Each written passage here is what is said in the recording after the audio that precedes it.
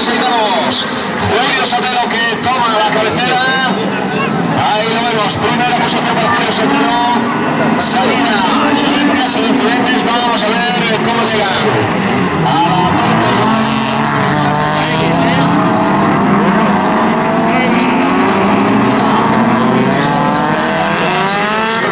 De momento pasan limpiamente todos los pilotos. Ahí nos vemos ese muro que se está creando, pero poco a poco ya se irán definiendo las posiciones. Ahí vemos primera posición.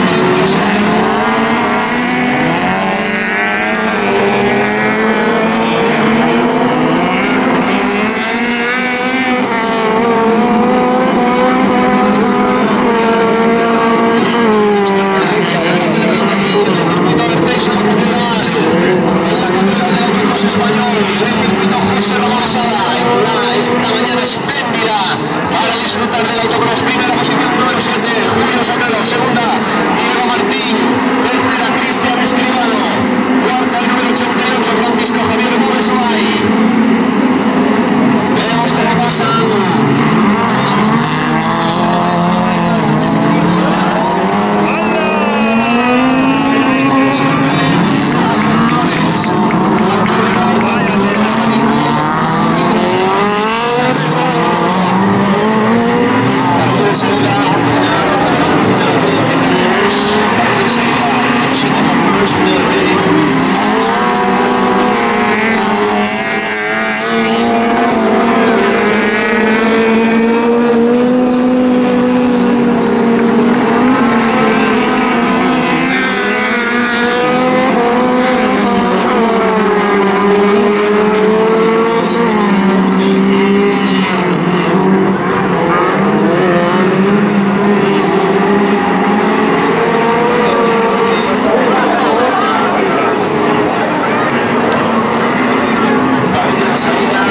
Final de la división de Carlos 11-2-90.